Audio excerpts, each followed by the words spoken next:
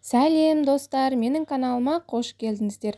Бүгін сіздерге осындай тұздалған қырыққабаттың жасалу жолын көрсетемін. Менімен бірге болып видеоны соңына дейін қараңыздар. Жалпы өте пайдалы, витаминдерге бай салаттың түрі. Ал енді бізге қажетті заттар: бір үлкен қырыққабат, сәбіз, қарабұршақ, лавр жапырағы және тұз керек болады. Ең алдымен қырыққабатымызды жақсылап жуып, үстіңгі жапырақтарын 2-3 қабатын алып тастаймыз. Сосын қырыққабатымызды бөліктерге бөліп, ұзынша жіңішке етіп турап аламыз.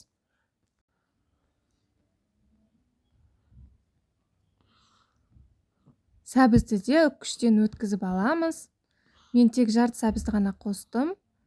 Көп сәбіз қосудың қажеті жоқ. Енді қырыққабатымызды үлкен бір ыдысқа салып, үстінен сәбізді саламыз. Сосын бір ас қасық тұзды сеуіп шығамыз.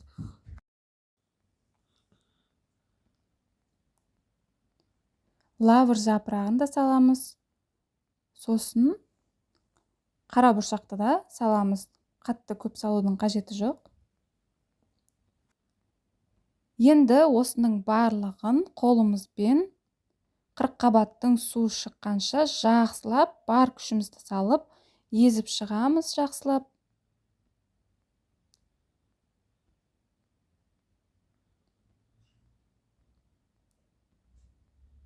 Езген сайын көлемі азаяды, қырыққабаттың суы шығып.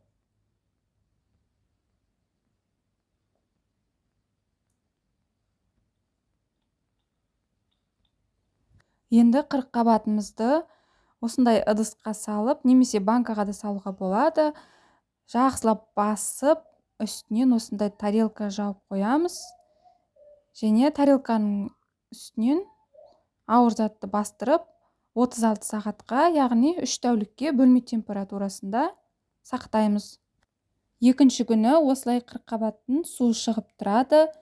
Енді осыны ашып, жақсылап араластырып, ішіндегі қышқыл ауаны шығарып тастаймыз.